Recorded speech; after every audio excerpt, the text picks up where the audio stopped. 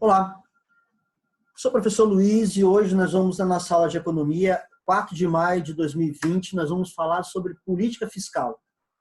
Na semana passada nós falamos de política monetária, é a política que está relacionada à forma que o governo controla a quantidade de dinheiro que circula na economia. Hoje, a nossa aula dessa semana, nós vamos falar sobre política fiscal.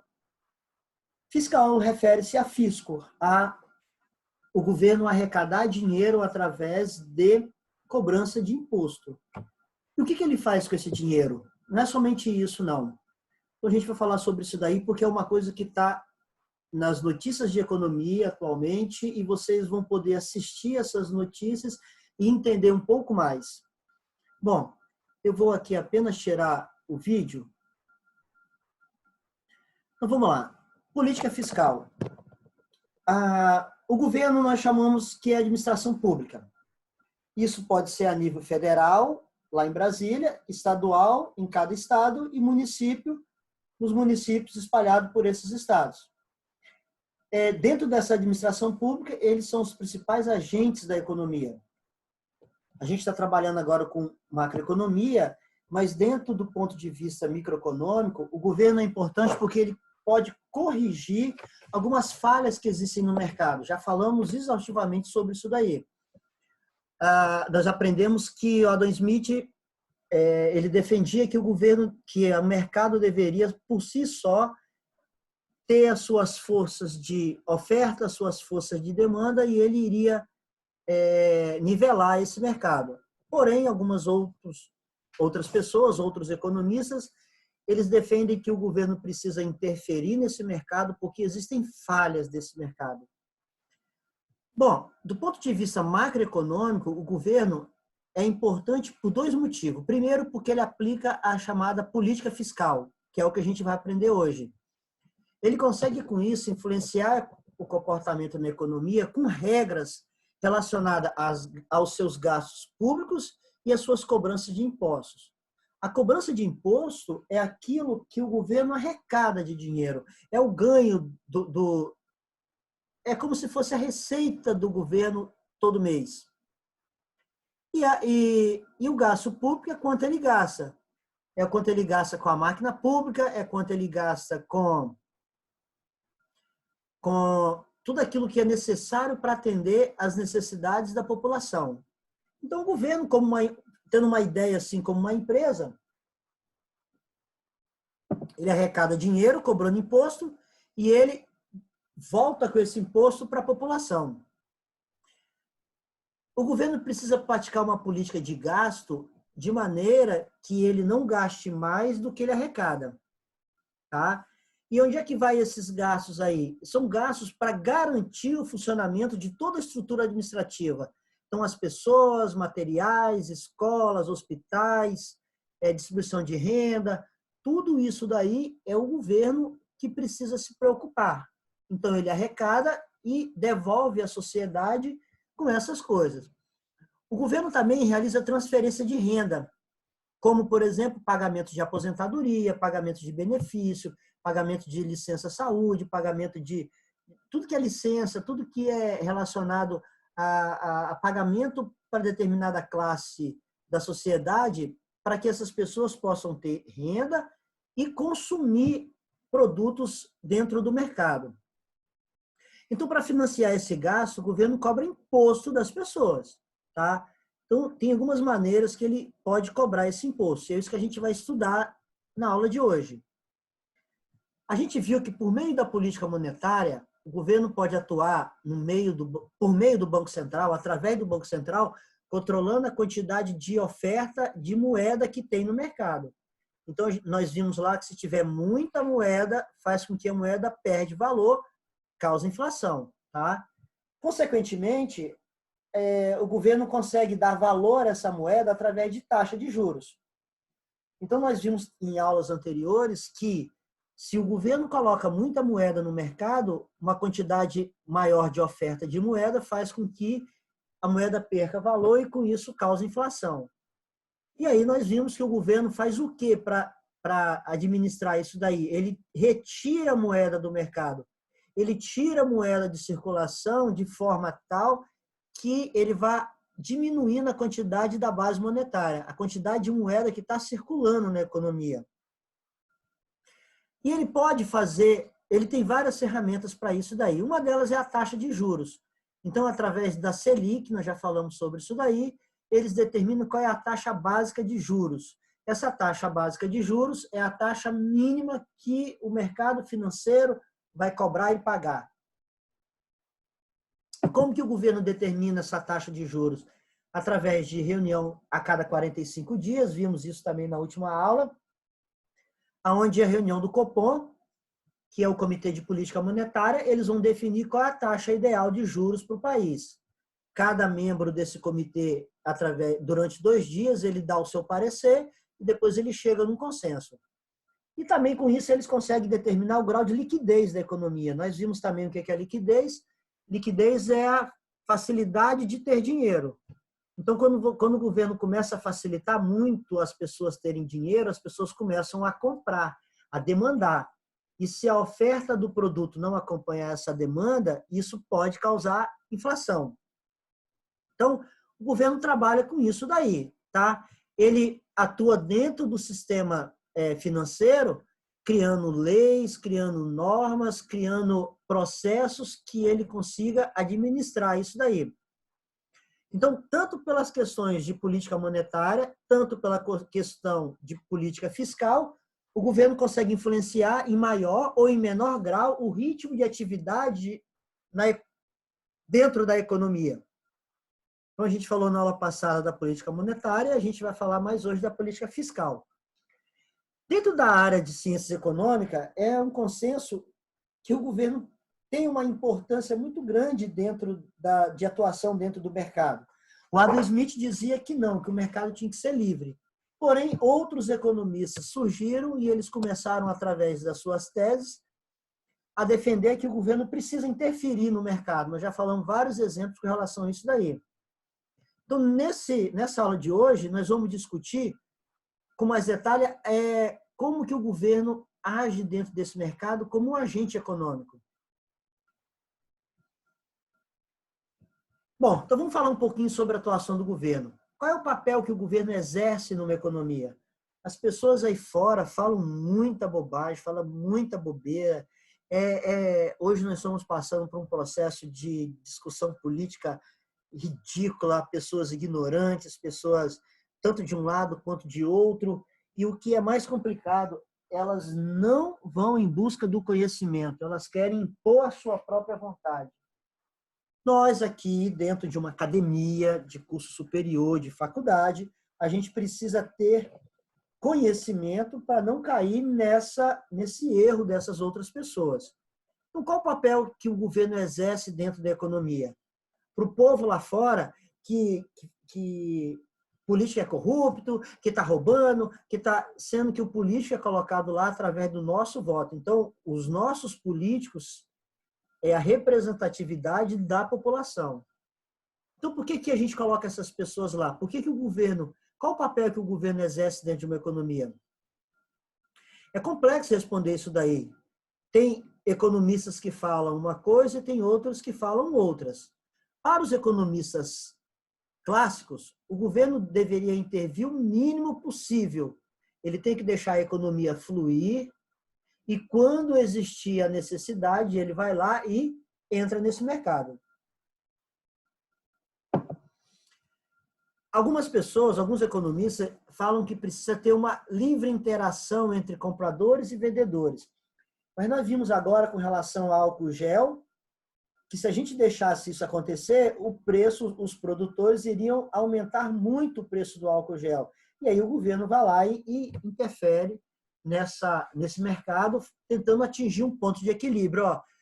O preço antes era R$ 8, R$ 9, por que agora você está vendendo a 40, 100, até 100 e tantos reais estavam se vendendo aí no início dessa pandemia? O governo vai lá, através dos seus órgãos, das suas autarquias, e tenta inibir isso daí. Essas pessoas que acham que o governo tem que intervir, eles argumentam que o governo deveria somente para corrigir falhas de mercado. Essa, particularmente, é a minha opinião. Então, o governo não tem que interferir de forma que alguns economistas, esses clássicos, que é o meu caso, como o governo Lula fez, criando um monte de órgão, criando um monte de empresas estatais, criando um monte de empresas para colocar pessoas para trabalhar em forma de cabide. Ela deve ter apenas a necessidade de entrar no mercado para corrigir uma falha de mercado. Porque qualquer intervenção do governo no mercado vai impedir que o mercado atinja o que nós chamamos de eficiência de Pareto, o seu grau maior de eficiência. Então, quando o governo começa a interferir muito, os investidores ficam muito preocupados. E vamos falar de um país como a Venezuela. O governo interfere quase totalmente no mercado. Então, ele que toma conta da televisão, ele que toma conta da telefonia, ele que toma conta de tudo, ele não deixa ter WhatsApp, ele não deixa ter internet, e aí o mercado não atinge aí essa eficiência. Esses economistas clássicos, eles acham que o governo só deve entrar para corrigir alguma falha. Eles acreditam que a chamada mão invisível do Adam Smith é que vai autorregular o mercado. Ele vai autorregular esse mercado de maneira que o próprio mercado, por si só, ele comece a se ajustar. Assim, os mercados de bem privado sempre vão convergir para o equilíbrio. Ele pode, por algum momento, sair fora esse equilíbrio e, em outro momento, ele vai direcionar ao equilíbrio. Tá? Se o mercado de trabalho está em desequilíbrio, não há desemprego, então todas as pessoas que aceitam trabalhar nesse mercado, elas vão aceitar receber esse salário. Isso significa que a gente está no pleno emprego, todo mundo está tendo emprego, você está aceitando receber o seu salário e você está satisfeito com esse salário. Nesse caso, a gente diz que existe o desemprego voluntário. Tá? Pessoas que vão optar por trabalhar recebendo um salário de equilíbrio do mercado, porém, ele é inferior àquilo que ele espera receber. Então, eu estou trabalhando, trabalho pleno emprego, as pessoas estão tendo emprego, mas eu acho que eu mereço receber um pouquinho mais.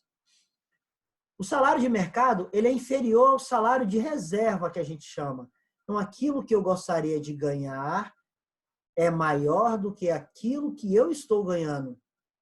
Essa é a mesma atitude de uma empresa que vai optar por não vender o seu preço ao seu produto ao preço de mercado. A mesma coisa que a gente falou na aula passada.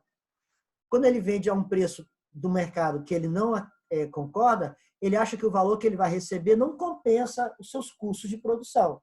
E aí ele vai ter aí prejuízo com relação a essa venda. E aí surgiu alguns economistas, um desses economistas é o Keynes, que nós chamamos movimentos keynesianos. Ele defende que a atuação do governo deveria ir além dessas correções de mercado, através de intervenções no funcionamento da economia. Porque ele acha que o livre mercado ele é falho, ele não é perfeito. Ele tem falhas que o governo não consegue, quando na hora de corrigir pode ser muito tarde. Então, surgiu um economista chamado John Maynard Keynes, para muito o economista mais importante que já existiu. Ele revisou todas as teorias do Adam Smith. Então, essa história de dizer que é o mais importante é muito forte, porque o Adam Smith teve a sua importância também. E ele chamou a atenção pelo fato que no momento que as empresas tendem a investir menos, então eu vou investir menos porque eu tenho uma expectativa que no futuro, o futuro não vai ser tão bom para a economia. E aí inicia todo um processo de retração. É aquilo que a gente está vivenciando hoje.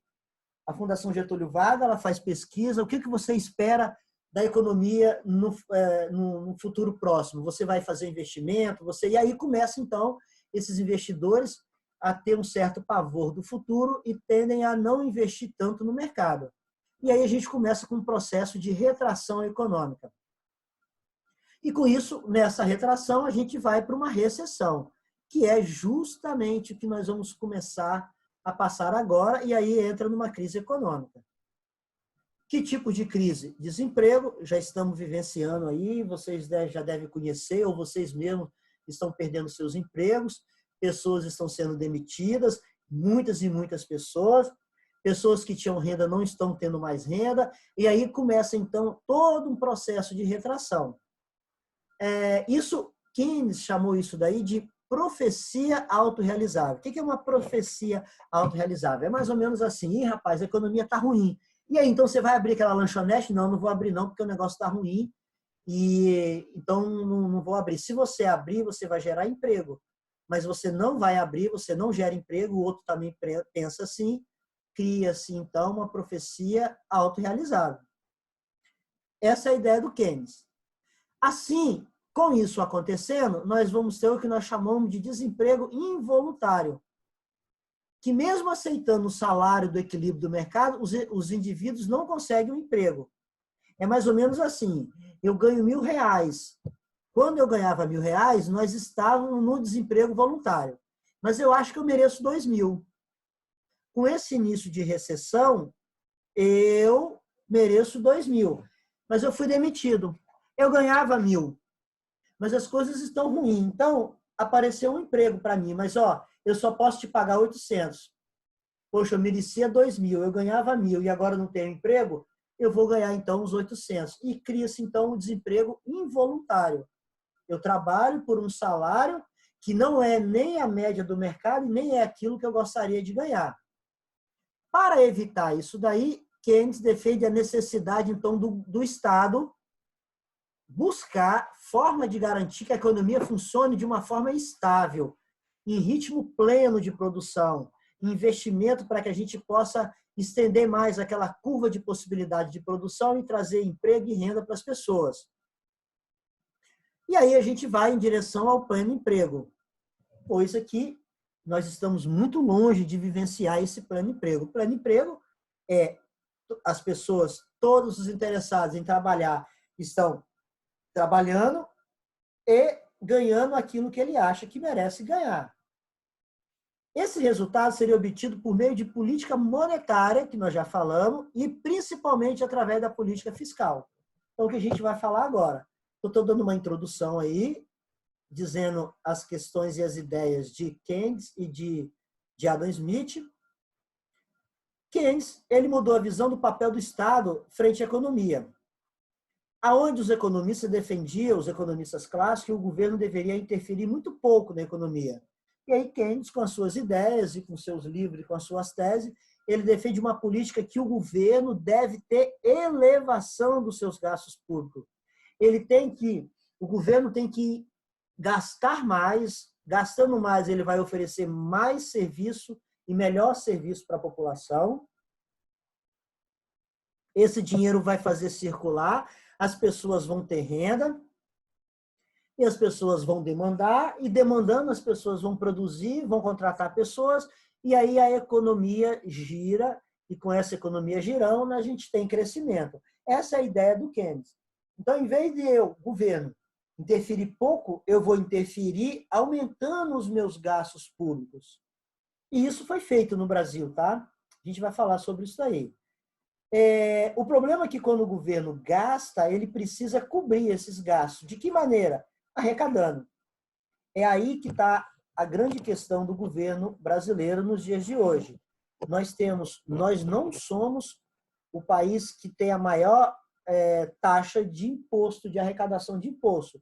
Somos um dos maiores. Existem países que têm arrecadação de imposto em percentual do PIB maior que o nosso.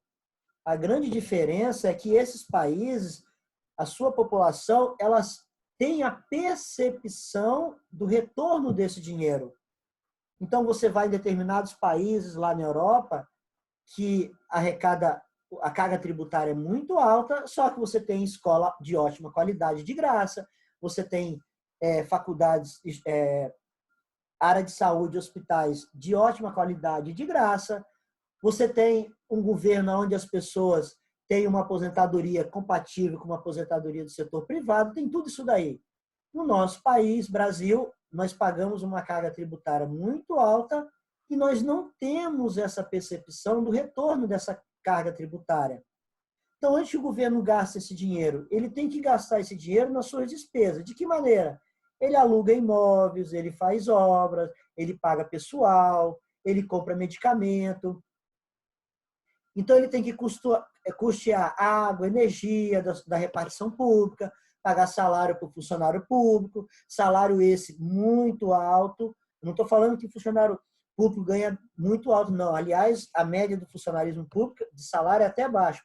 Eu estou falando que tem pessoas que ganham sem trabalhar, ganham sem dar em troca a sua mão de obra para a sociedade.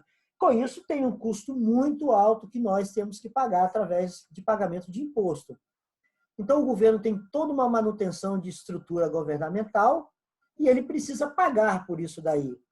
Então, eu não quero levantar questões políticas, mas nós sabemos que tem pessoas que são assessores de deputado, de vereador e de deputado estadual, que recebem um salário sem ir trabalhar. É nisso que é o questionamento da população. Não tem nada a ver um deputado ter seus assessores, desde que eles trabalhem em prol da população. A questão que não é essa, não é isso que acontece. Então, o governo precisa realizar investimento, construir rodovia, construir hospital, posto de saúde, creche, tem que ter saneamento, tem que ter urbanismo. Então, o governo precisa fazer tudo isso daí. Nós vamos chamar de letra G os gastos do governo, G de gasto, tá? Mais adiante a gente vai utilizar essa letra aí para explicar um pouco a estrutura de função disso daí. Então, como é que o governo banca e paga tudo isso daí? Através de arrecadação de imposto. Então, a maior parte desses recursos que o governo arrecada é através de imposto. Ele pode arrecadar de outra maneira também, mas é através de imposto. Quem é que paga esses impostos? Empresas e as famílias. E aí nós chamamos de letra T. T está referindo a imposto, a taxa, imposto. Tá? Então, G é gasto e T é imposto. Então, imposto, vamos falar em forma de empresa, é a receita do governo, é quanto ele arrecada, e G é o gasto do governo. Então, de uma forma muito rápida de entendimento, o governo precisa ter o G maior que o T, ou o T maior que o G. O que vocês acham? Isso, ele precisa ter o T, que são os impostos, maior que os seus gastos. É como se o governo fizesse o seguinte: eu vou aumentar a carga tributária para aumentar o meu T. E vou diminuir os meus gastos, oferecendo menor quantidade de serviço para a sociedade, para ele diminuir o G. Note que isso é um ponto importante. Quando o governo arrecada, ele toma para si uma parte do recurso que antes era seu. Então, quando você vai comprar um pacote de açúcar, R$ 5, R$ 3 é imposto, vai para o governo. Aqueles R$ 5 era seu. Se o pacote de açúcar não tivesse o imposto, você só pagaria 2. Então, você teria mais R$ 3 para comprar uma outra coisa. Então, o governo aí, ele faz o quê? Ele assume que os agentes privados estão dispostos, olha que legal, a ceder uma parte daquilo que você ganha para sustentar o governo. E interessante isso, né? Como nós vivemos num regime democrático, nós estamos falando que você está disposto a isso. A sociedade define quais os serviços devem ser promovidos pelo Estado. Então, através do nosso voto, nós temos os nossos vereadores, os nossos deputados estaduais, os nossos deputados federais, e eles, através da discussão do orçamento do governo, eles vão definir aonde gastar esse dinheiro. Então, isso que está acontecendo agora, que o Congresso, o Senado está liberando dinheiro para os seus municípios e para os seus estados, quem vota essa liberação de dinheiro são os nossos deputados e senadores. Tá? Então, quando se começa a questionar isso na internet, me dá uma tristeza quando eu vejo isso, quem colocou o deputado lá foi o seu voto. Então, questiona com o seu deputado, negocia com o seu deputado, vê o que o seu deputado está fazendo, ele foi a favor ou foi contra. Agora, na semana passada, o Senado aprovou uma quantidade enorme para os municípios e teve um voto contra. Todos os outros votos foram a favor desse dinheiro ir para os municípios. E aí começa a questionar o presidente do Senado, entra numa discussão ridícula. Por que você não chega ao seu senador e pergunta qual foi o seu voto? Por que você fez isso? Eu penso contrário a isso. Ou eu penso a favor do... Então, conversa com o seu deputado, com o seu senador e com o seu vereador, porque ele é o seu representante dentro dessa estrutura. Então, o governo faz um orçamento e esse orçamento é aprovado a gente não está discutindo aqui se o governo efetivamente devolve esse recurso à população. Algumas pessoas acham que sim, outras acham que não. A verdade é que ele devolve, porém não da forma correta. E aí esses impostos, eles podem ser agrupados de duas maneiras. Há imposto cobrado a nível de governo, ou seja, pela esfera federal, estadual e municipal. Então, nós temos aqui ISS, que é municipal, nós temos ICMS, que é estadual, nós temos o IPI, que é federal. Então, é impostos chamado nível de governo. E, em segundo lugar, tem aqueles classificados de forma direta ou indireta. Os impostos indiretos são aqueles que incidem sobre a renda da pessoa. Então, o imposto de renda, quando você recebe um determinado valor, dependendo desse valor, você tem que pagar uma parte desse valor para o governo através de imposto. Então, se você faz um investimento no Tesouro Direto, o ganho que você tem lá, uma parte dele, você vai para pagar imposto de renda sobre aquilo. Se você tem um apartamento e você comprou por 200 mil e você vendeu por 250 mil, você teve um ganho de renda em cima desse apartamento. Com isso, você tem que pagar um imposto sobre esses 50 mil que você ganhou. Então, esse é o imposto direto, tá? O imposto de renda, além disso, nós temos também o IPVA. Então, você tem lá um carro, só paga IPVA quem tem carro. Você tem também o IPTU, só paga o IPTU quem tem um imóvel. Então, ele é um imposto direto que incide sobre ou a sua renda ou o seu patrimônio. Esses impostos só são pagos caso você tenha renda para pagar ou caso você tenha posse para pagar. Lá nos Estados Unidos, funciona muito bem isso. Então, pessoas que têm uma renda muito alta pagam muito imposto. Aqui no Brasil, não é bem assim que funciona. Nós temos mais os impostos indiretos. O que são esses impostos indiretos? São impostos que estão relacionados à transação econômica, que é o IPI, que é o ICMS, que é o ISS. Então, o que eu quero dizer? Se eu vou comprar um pacote de açúcar, eu ou qualquer pessoa que ganham mais do que eu ganho e tem uma renda maior que a minha, ou aqueles que têm uma renda menor do que a minha, nós vamos pagar todos o mesmo valor de imposto.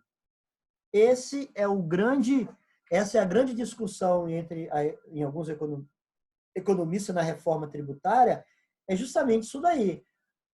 O cara que pede dinheiro na rua, se ele juntar R$5 e ir lá e comprar um pacote de arroz, e o cara que ganha 10 mil por mês, ele vai pagar o mesmo imposto sobre aquele pacote de arroz. E aí vem, então, essas questões, se dentro daquilo que estão querendo propor dessa reforma tributária, existe a necessidade de se atentar a isso daí. Gente, eu escuto reforma tributária desde que eu entendo por gente.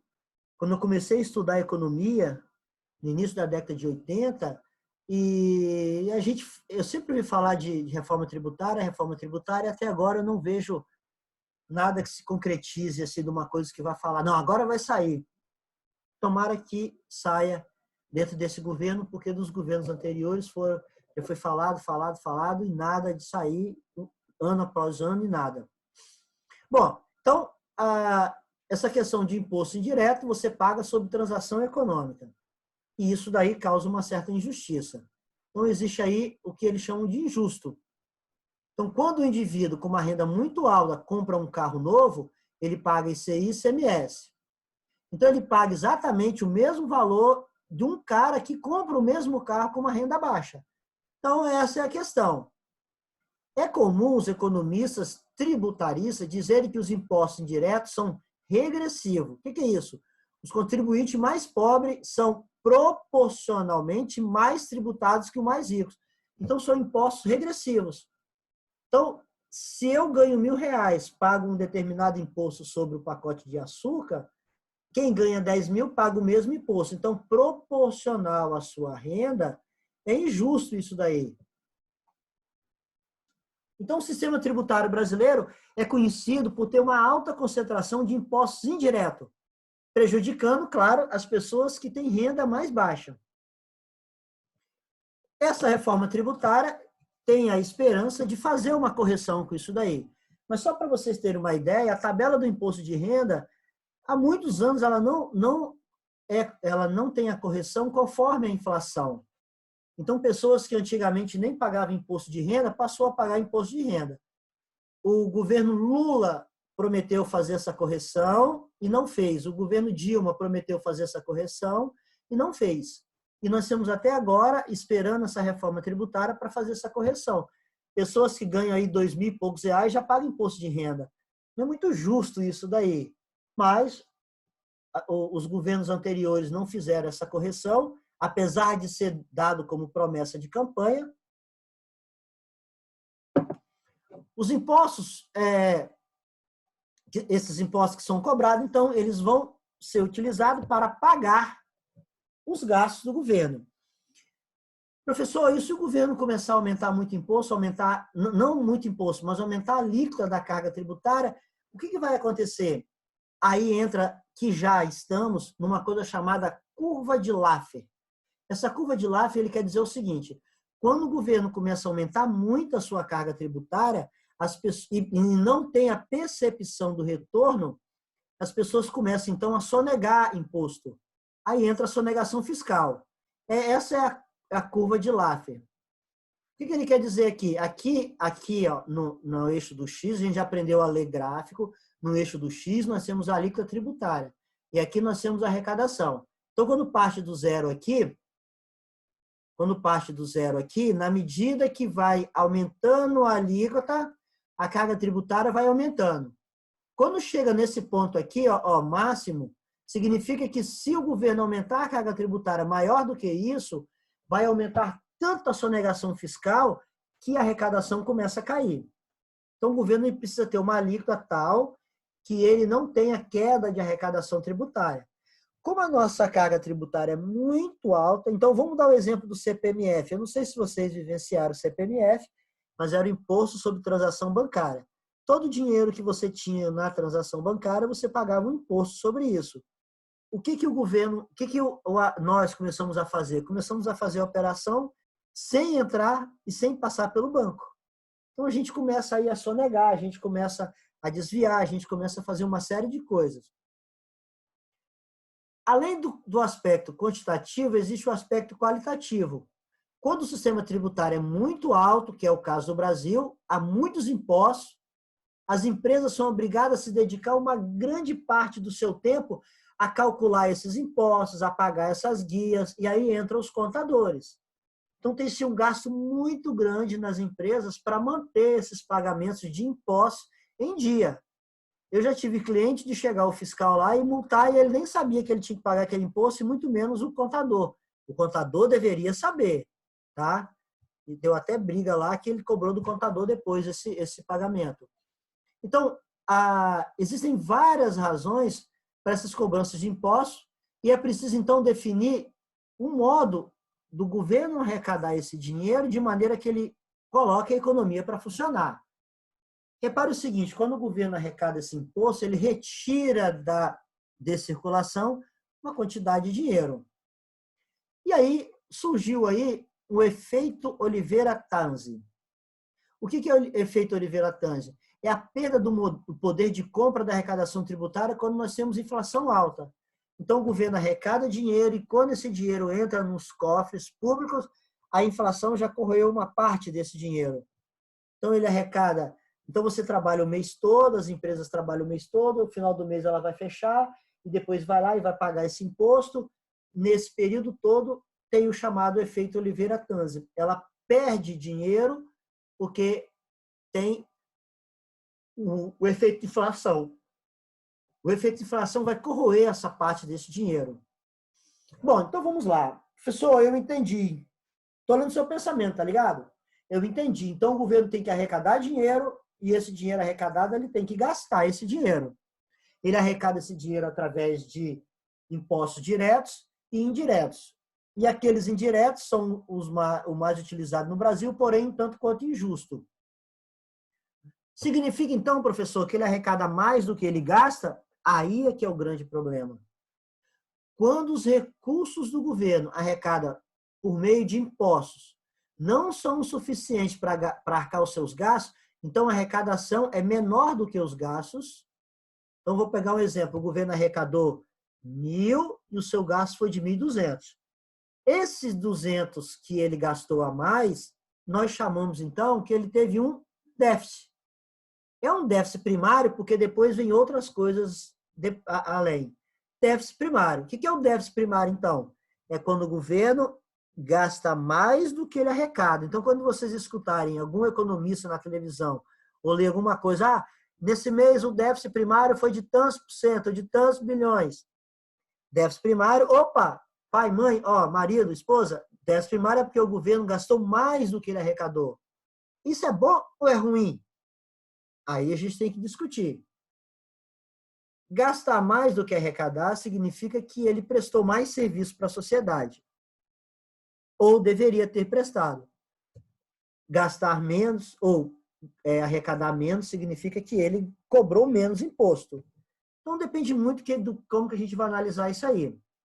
Em outros países mais desenvolvidos, a carga tributária é alta, mas eu tenho um bom salário, eu sou um funcionário público que trabalha direitinho, eu presto serviço para a sociedade muito legal, eu vou lá no hospital, ele me atende muito bem, eu vou numa escola para o meu filho, numa creche perto da minha casa, eu não me importo em pagar um imposto alto. O problema é que aqui no Brasil não é assim que funciona. Então, como é que o governo faz, então, para arrecadar mais dinheiro além daqueles que nós já falamos? Eu falei isso na aula passada, o governo emite títulos públicos. O título é um pedaço de papel, que nós chamamos na economia de B. O título é um pedaço de papel, aonde está escrito lá, eu, República Federativa do Brasil, reconheço que te devo tanto. Você compra um título do governo, olha só que legal, hein? A parte mais importante da nossa aula de hoje, para vocês entenderem. Quando eu compro um título do governo, o governo vai me pagar isso lá no futuro. E aí ele me cobra, ele tem um deságio nisso daí. Aqui nós temos um exemplo. Assim, você comprou um título de R$90. O seu valor de face, o que é um valor de face? É aquele que está escrito no papel. É o valor nominal, é o valor de face. Quanto é que vale esse papel aqui? Vale R$99. E o governo te vende por 90. Então, ele cobra aí um deságio de R$9. Esse R$9 é quanto você vai ganhar lá no futuro. E aí você faz as contas. Esses R$9 dos 90 que você pagou vai dar 10% do preço pago. Então, você está pagando um valor e do valor que você pagou, você vai ganhar 10% em cima desse valor. Você pagou 90, 10% vai dar 9, e no futuro o governo vai te pagar esses 99. Isso é o que caracteriza vendas de títulos públicos, tá? Para que serve isso? É uma forma do governo arrecadar dinheiro para pagar os seus gastos. É uma forma de ele arrecadar dinheiro para pagar esses gastos de educação, de saúde pública e assim por diante. O governo precisa definir como que ele vai usar esse dinheiro, como é que ele vai gastar esse dinheiro. E aquilo entra o seu deputado, o seu senador, o seu vereador, e por aí vai. Se esse recurso for empregado de forma eficiente, as pessoas não vão reclamar. Eu pago alto, carga tributária, mas tudo bem. A gente pode até reclamar na hora de pagar, mas eu tenho uma percepção depois que eu tenho uma resposta sobre aquilo dali. Tá? Só que tem um porém. Quando o governo vende esses títulos, significa que no futuro ele tem que pagar. Então, ele aumenta a sua dívida, que é o que nós chamamos de dívida pública. Quando o governo aumenta essa dívida, significa que se ele aumentar demais essa dívida, corre o grande risco do governo não conseguir pagar. Pronto, aí o bicho pegou. Então, como é que funciona? Eu, governo, vendo o título e vou te pagar esse título daqui a algum tempo. Quando chegar lá no pagamento do título, eu te pago aquele título. Então, eu pego o seu dinheiro hoje para pagar as minhas contas. Olha como que funciona o ciclo da coisa, hein? Eu gastei 100 e arrecadei 80. Então, eu não tenho esses 200. O que eu faço? Eu vendo o título, arrecado os 200 e pago a minha dívida. Só que esses 200 eu vou ter que pagar ele no momento lá na frente. Então, eu tenho que ajustar o meu orçamento para pagar. Aí é que é o grande problema do nosso governo. essa dívida vai aumentando numa velocidade tão grande que hoje, desde a época do governo Lula, no seu segundo ano, no seu segundo mandato, o governo vende títulos num dia para pagar os títulos vencidos no dia seguinte. Quando ele faz isso, ele vai rolando a sua dívida, ele vai jogando a dívida para frente. Então, eu devo você e vou te pagar hoje. Só que eu tenho que pagar outras pessoas hoje. Eu vendo mais títulos, crio mais dívidas, pago vocês, mas eu estou devendo mais pessoas. O correto seria o governo vender esse título, arrecadar esse dinheiro, investir esse dinheiro e te pagar.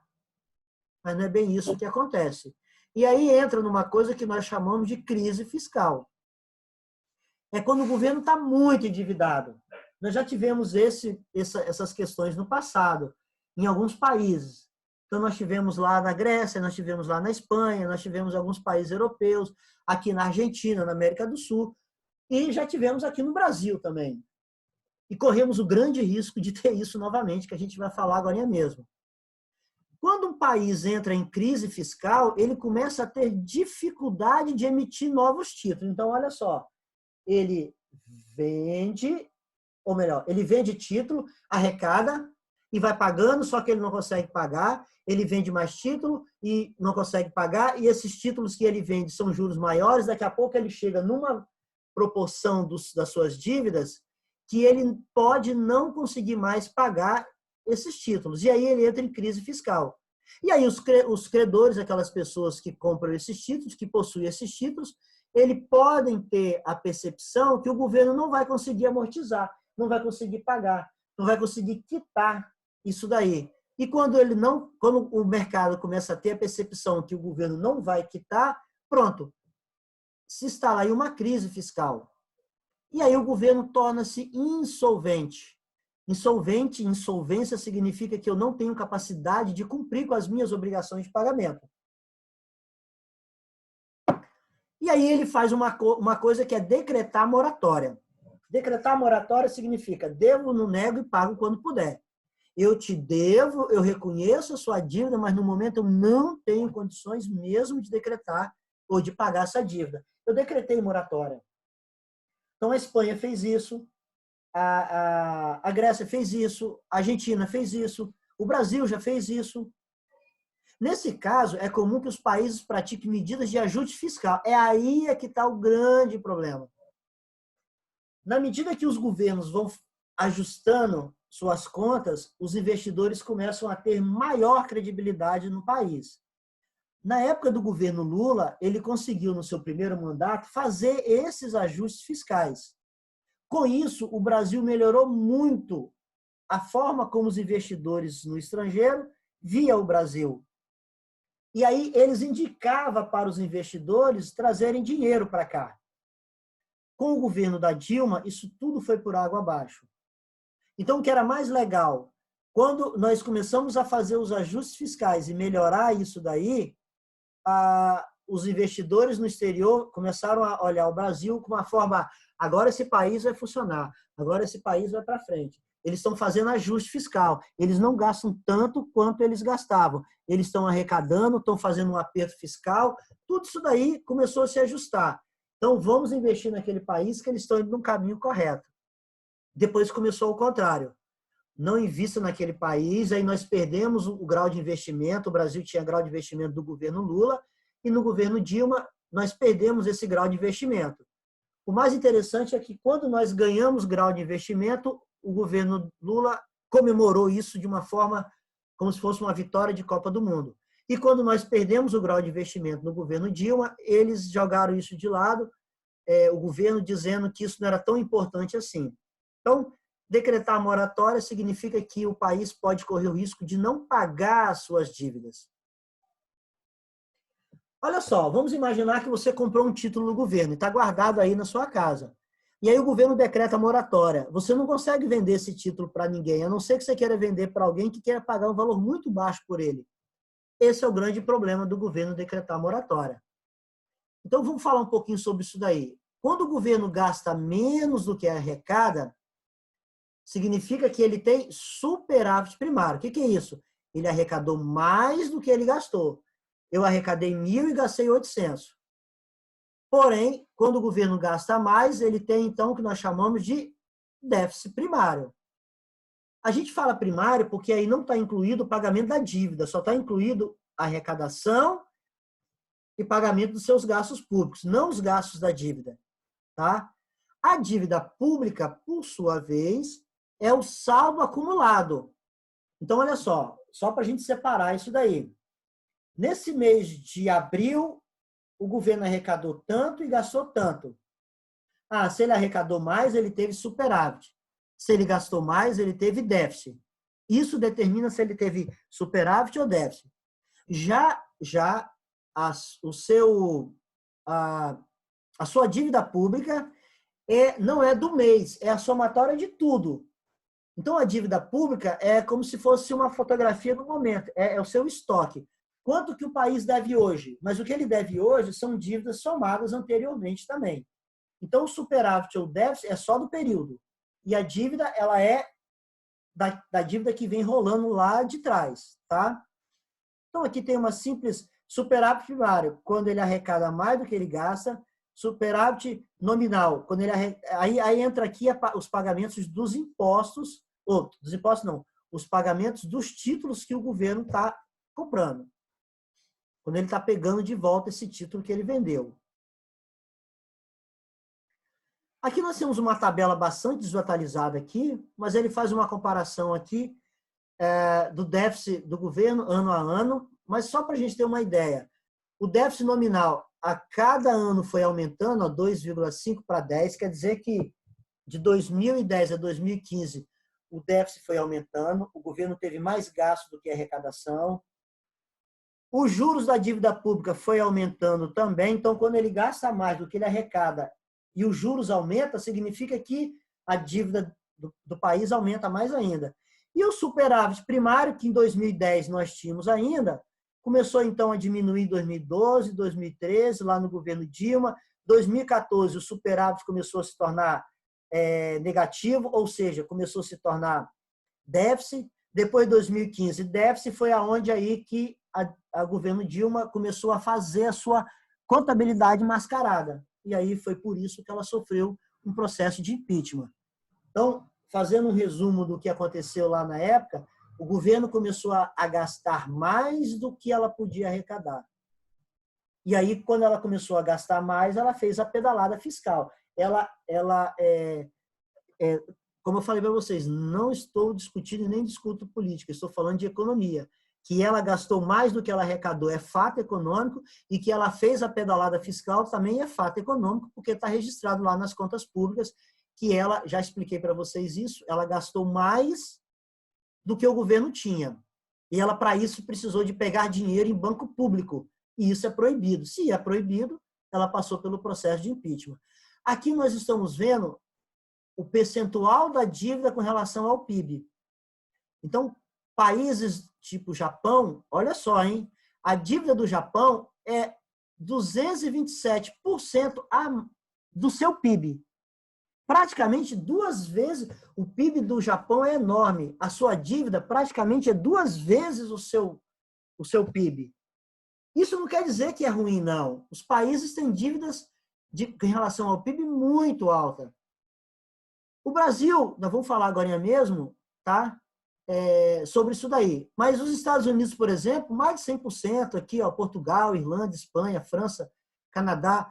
Os Estados Unidos está 73% aqui, mas hoje já ultrapassou os 100%.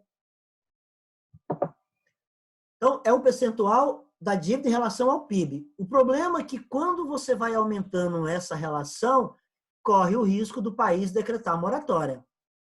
Tá? Então, não país do tipo Japão, a Grécia já decretou moratória, Portugal. Então, são países que devem muito. Só que esse dinheiro que ela deve, ela aplica de uma forma mais eficiente do que o Brasil. Bom, então o governo faz o quê? Emite títulos públicos. Quais são esses títulos públicos? Tem vários aqui, mas eu vou mostrar lá no site do governo. Vou pegar o site aqui, ó, do governo. Vamos entrar lá no site do governo para vocês. Quem me acompanha aí Opa, quem me acompanha aí no Instagram, muitas pessoas perguntam, professor, deixa eu pegar de novo aqui.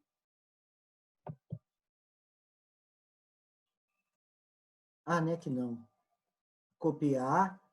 Onde que eu invisto no Tesouro? É muito simples. É só você vir aqui, ó, e entrar no site do Tesouro. Vamos entrar para a gente dar uma olhada. Pronto, gente. tesourodireto.com.br. Por que é direto? Porque com o Tesouro Direto, você pode você mesmo comprar títulos do governo, sem precisar de ter um banco, uma corretora, mais nada.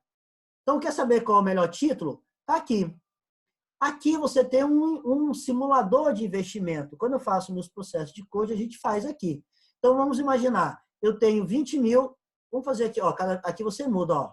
Eu tenho R$1.000, eu quero aplicar durante 20 anos.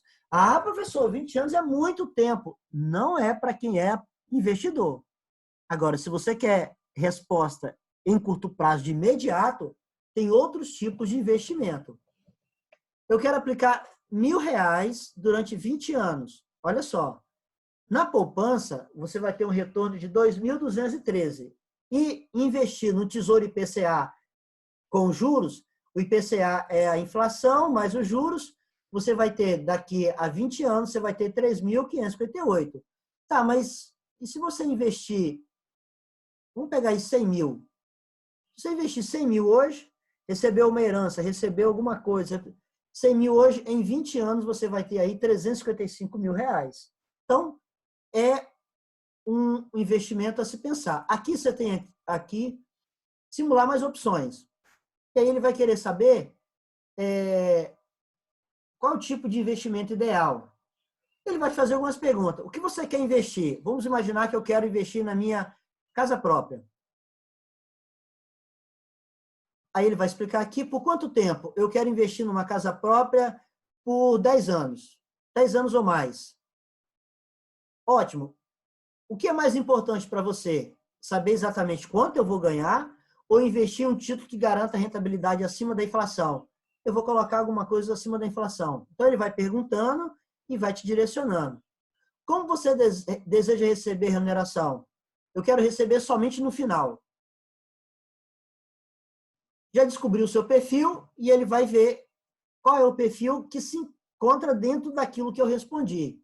Então, ele está dando para mim aqui, Tesouro IPCA 2035, Tesouro IPCA 2045. Tá? Então, vamos colocar aqui, vamos simular esse investimento aqui. Tesouro IPCA 2035, quanto eu quero investir hoje e quanto eu quero resgatar no futuro. Aqui é quanto eu devo investir hoje para ter dinheiro no futuro. Aqui é quanto eu vou investir hoje para ter o dinheiro no futuro. Aqui é quanto eu quero resgatar no futuro, ele me diz quanto que eu tenho que investir hoje. Então, eu vou clicar aqui. Quanto você quer investir hoje? Vamos imaginar que eu já tenho 10 mil para investir. Ok. Quanto que você quer investir mensalmente? Vamos imaginar que eu quero investir R$100 todo mês. Então, eu já coloquei 10 mil e cada mês eu vou investir R$100. Olha que legal.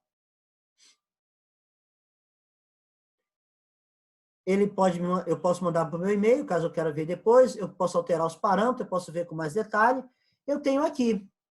Se eu fizer um investimento de R$1.000 hoje e colocando R$100, eu vou ter aí dinheiro que eu coloquei 19 mil, eu vou ter um valor bruto do rendimento de 36 mil, vou pagar imposto de renda, lembra do imposto de renda? Vou pagar uma taxa de serviço sobre esse investimento, vou ter um valor líquido, então, de 33 mil reais. Está aqui.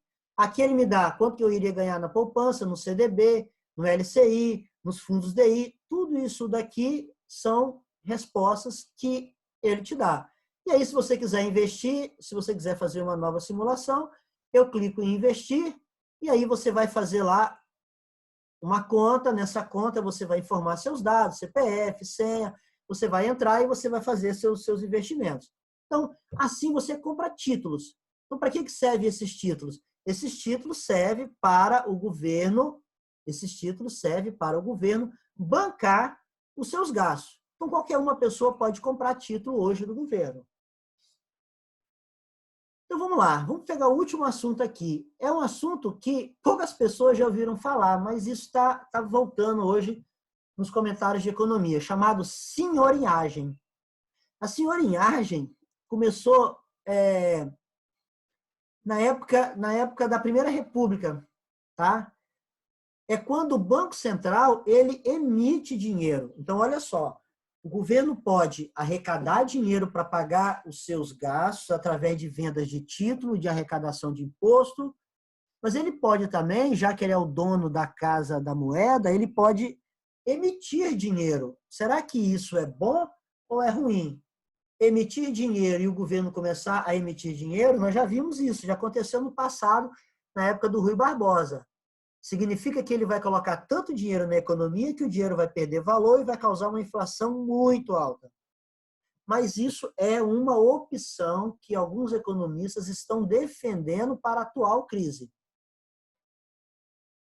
Vou apresentar aqui para vocês o Tesouro Nacional, aqui é o site do Tesouro Nacional, tesouro.fazenda.gov.br. Aqui tem tudo o que você quiser saber sobre a dívida pública federal. O que é dívida pública federal, como é que é essa dívida, os números dessa dívida, como é que você compra título, qual a classificação de risco da dívida pública, quais são os títulos públicos antigos. Tem uma série de informações aqui, como é que é o mercado interno, o mercado externo, as publicações que o governo publica, que relacionamento do Banco Central com o Tesouro, relatório quadrimestral, relatório anual de financiamento, relatório anual da dívida, relatório mensal da dívida. Vamos ver aqui o relatório mensal da dívida. Ele traz aqui, ó, relatório, tabelas, apresentações, ele precisa ser muito transparente. Então está aqui, Márcio, ó, relatório, tabela, apresentação, sumário. Vamos pegar o relatório aqui do mês de março da dívida pública do país. Então está aqui. Relatório mensal, dívida pública, é muito transparente isso daí. Então, nós temos aqui o ministro da Economia, o nosso Paulo Guedes, o secretário, tem toda a pessoa aqui, a equipe técnica que trabalham lá, o secretário do Tesouro Nacional, e por aí vai. E aqui tem a operação, como é que são essas operações do mercado primário, como é que o governo emite e resgata os seus títulos, como é que é a dívida pública mobiliária federal, como é que é o estoque dessa dívida, tudo claro aqui, tudo bonitinho, como é que é a composição dos vencimentos. Vamos pegar a composição dos vencimentos aqui, ó, página 15. Tá aqui. Então tá aqui, composição dos vencimentos de 12 meses, de 1 ano, de 4 anos, de 5 anos, mais que 5 anos, pré-fixados, taxa flutuante, câmbio, tem tudo explicadinho aqui, tá? Como é que é no prazo médio, tudo explicadinho sobre a dívida pública. Qual é o custo médio dessa dívida? Então, está aqui, ó, em março de 2020, esse custo tem aqui os percentuais, aqui nós temos os gráficos, a leitura dos gráficos, está tudo bonitinho aqui. E, além disso, o Tesouro Nacional, todo mês, ele faz uma apresentação para investidores, para aqueles investidores que têm o interesse de conhecer esse nosso país. Ah, eu sou lá da Bélgica, eu quero investir no país. Aqui, as pessoas interessadas vão ter essas informações. Então, aqui, cenário macroeconômico, as reformas que o governo está fazendo. Isso daqui é do mês de abril agora, abril de 2020. Então, tem tudo aqui. O Brasil é a maior economia da América Latina, é o 9º maior PIB do mundo, quase 2 trilhões em 2018. É a 6ª maior população do mundo, é a 5ª maior área, é o 7º maior investidor estrangeiro. O grande interesse disso aqui é que os investidores querem saber. Mas o que é mais legal é que aqui, ó, isso é de abril de 2020 agora. Eles colocam dados muito antigos aqui, ó, 2018. Por quê? Porque 2018 foi melhor que 2019, então eles não querem colocar 2019. Então aqui, qualidade de índice de vulnerabilidade externa, média de variação de inflação, reservas internacionais, tem tudo que você quiser saber sobre o país, tem aqui comportamento da curva, tudo que você quiser, classificação de risco. Essa aqui é uma agência, essa é uma agência. Agências são empresas, são bancos de investimento que fazem classificação de risco no país. Então aqui, ó, estão essas classificações de risco. Então o Brasil está muito baixo. nessas agências significa que ele corre risco muito alto. Governos regionais, aí ele fala sobre... Está aqui. Se você quiser saber, é só entrar lá no site do Tesouro Nacional, que você tem todo o conhecimento sobre os números e a composição da dívida que o país tem. Se você quiser saber um pouco mais sobre dívida, eu vou indicar para vocês um site. Mas eu queria só passar aqui para vocês um pequeno videozinho explicando daquilo que eu falei, mas através de mais bonitinho, o que é essa dívida pública.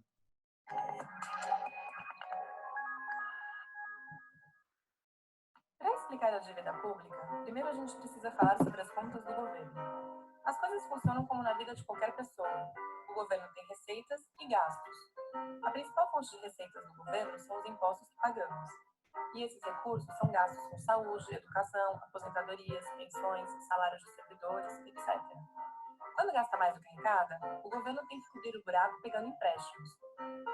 O acúmulo desses empréstimos ao longo do tempo é o que forma a tal dívida pública. Outra opção seria imprimir mais dinheiro, o que gera inflação, mas isso é assunto para outro vídeo. Voltando ao tema, fica a pergunta: quem empresta dinheiro para o governo? Qualquer um, você se quiser. Quando falta, o governo capta recursos através dos chamados títulos de dívida. Recebe dinheiro e assume um compromisso de devolvê-lo em uma data futura e pagar juros periódicos ao credor. Grande parte desses títulos está nas mãos de grandes investidores, como fundos de pensão, fundos de investimentos e bancos. E diferente do que muita gente imagina, apenas 1/5 dos títulos são de investidores estrangeiros. Pessoas físicas também podem investir nesses títulos através do Tesouro Direto. É possível investir quantias pequenas, o retorno é maior do que o da poupança e o investimento é 100% garantido pelo Tesouro. O único risco é o governo dar um calote, o que é pouco provável atualmente. A economia pós-Plano Real não é mais caótica como nos tempos da hiperinflação. O país possui mais reservas e o controle das finanças públicas melhorou com a Lei de Responsabilidade Fiscal. Além disso, o perfil da dívida mudou. Em 2002, 45,8% do total era indexado ao dólar.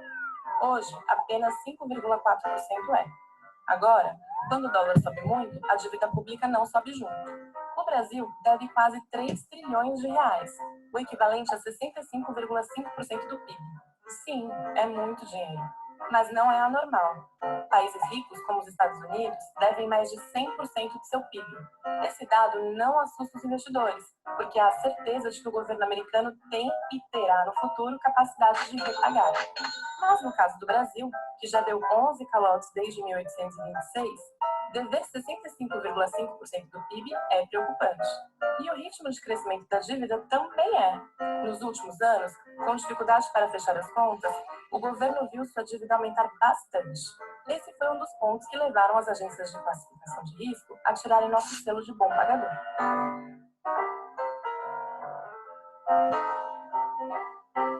Bom, eu acho que eu já até passei esse vídeo para vocês, mas eu vou colocar o link lá para vocês. Então, esse 65% da dívida, da nossa dívida em relação ao PIB, já não é mais verdade, tá? Então, deixa eu mostrar para vocês aqui. Vamos ver aqui. O Brasil pode ter mais dificuldade para sair da crise. Então, países emergentes, tipo o Brasil, ele vai ter uma dificuldade muito grande para sair dessa... O governo está distribuindo renda com aquele pagamento daqueles R$600, o governo está mandando dinheiro para os municípios, está mandando dinheiro para os estados. Então, ele está tendo gastos muito elevados e, com isso, ele pode aumentar a sua dívida. Ele está emitindo títulos desesperados para arrecadar dinheiro, para pagar, e com isso ele pode ter sérios problemas no futuro. E aí eu tenho uma reportagem aqui da Exame. É esperado que a dívida pública suba consideravelmente com os impactos dessa pandemia. A dívida pública do Brasil caiu 1,5% em março sobre fevereiro desse ano. Foi para 4,21 trilhões de reais. Então, o Tesouro Nacional divulga naquele site que eu falei para vocês. No mesmo período, a dívida pública mobiliária, a mobiliária é outra coisa, vamos deixar de lado isso daí. Então, o Tesouro informa que segue acompanhando a evolução dos indicadores do mercado. Quais são esses indicadores? Câmbio, inflação, bolsa, essas coisas todas aí. E aí o governo disse que vai publicar no seu plano anual de financiamento um novo programa de leilões. Leilões significa que ele vai vender ativos para arrecadar dinheiro para suprir esses gastos do governo. É esperado que a dívida pública suba consideravelmente até o final do ano, até o ano que vem, por causa do coronavírus. A trajetória da dívida ela é observada no mercado financeiro por vários economistas. E, principalmente, eles ficam olhando a capacidade do país honrar com as suas obrigações, aquilo que eu falei. Então, vamos lá. Em outubro do ano passado, a dívida pública atingiu 80% do PIB. Então, aquele vídeo estava 65%, mas, na verdade, foi 80%. Nesse mês agora, nesse mês de outubro do ano passado, foi o mês que nós tivemos a reforma da Previdência. E aí, com isso, teve uma redução do ritmo do crescimento dos gastos. Então, só em fazer a reforma da Previdência, a gente já acalmou um pouco esse crescimento dessa dívida. E aí teve uma condição, naquele período, de estabilizar a dívida pública. O seu melhor momento da história foi em dezembro de 2013. A dívida era apenas de 51% do PIB. Então, repare bem, daquela época até agora, nós aumentamos 30% essa dívida. Em vez do governo ir gastando menos do que arrecada, com esse tempo todo, o governo começou, principalmente o governo do PT, começou a incrementar muito o aumento de gasto em cima de criação de órgãos públicos. Tá? Não vou falar com relação a... Não vou falar disso, estou falando de números. Então, essa é uma forma, uma maneira. Aqui, nós temos aqui... deixa eu só voltar... Se você quiser aprender um pouco mais sobre dívida pública, você pode, no próprio site do Tesouro, vou voltar aqui, no próprio YouTube lá do Tesouro Nacional, ele tem um YouTube que ele tem vários vídeos aqui, ó, que explica qual o tamanho da dívida, o que é dívida, quanto custa, quem financia, quando o governo paga, como que o governo paga, quem que administra. Tem todas essas informações aqui, seria interessante quem tiver o interesse de olhar e saber sobre isso daí. Bom, e para a gente finalizar,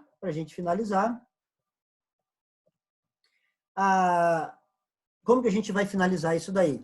O governo atual está gastando muito, ele precisa de colocar dinheiro, aumentar os seus gastos, e aí entra a ideia do Keynes, a sua teoria, para que a gente possa passar por essa crise pós-pandemia. Então, ele está colocando dinheiro na mão de pessoas que precisam desse dinheiro, aumentando os seus gastos, mandando dinheiro. O problema é que ele está aumentando muito essa sua dívida, ele está vendendo títulos para tentar cobrir uma parte dela, e se ele não conseguir pagar essas dívidas, ele pode decretar moratória e dar o calote. Esse é o grande medo, e o vídeo diz que nós não temos mais essa possibilidade. Só que hoje existe sim a possibilidade do governo não conseguir pagar suas dívidas. A outra saída é a emissão de dinheiro. Então, se você olhar aqui, ó, no Google, eu digitei aqui, Banco Central imprimir dinheiro. O próprio Paulo Guedes já falou, como medida emergencial, o Guedes admite que o governo pode emitir dinheiro. Então, o Guedes admite possibilidade de imprimir moeda. O governo diz que pode imprimir moeda.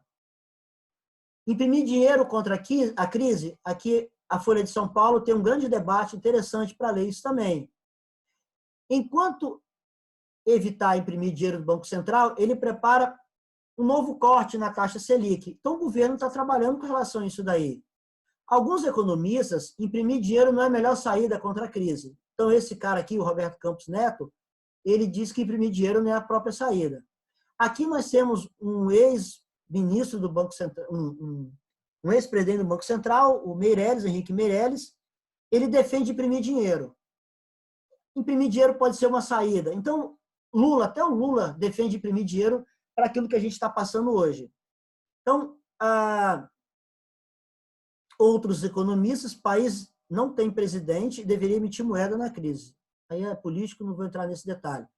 Então, finalizando, então, o governo está arrecadando um pouco porque a economia está diminuindo, nós temos aí uma queda de 5%, previsão para esse ano, então tem menor quantidade de, menor giro na economia, menor arrecadação e maior gasto público. Maior gasto público, maior venda de título traz maior consequência de aumento da dívida pública. Se esse aumento for de tal maneira que ele pode chegar a um ponto de não conseguir pagar, decreta moratória e aí desanda tudo e o país entra num problema mais grave ainda. E uma solução, uma proposta de solução seria a emissão de dinheiro, que traz outras consequências, como eu falei, a inflação. Se correr, o bicho pega, se ficar, o bicho come. Então, essa é a nossa aula de hoje e espero vocês na live, ok?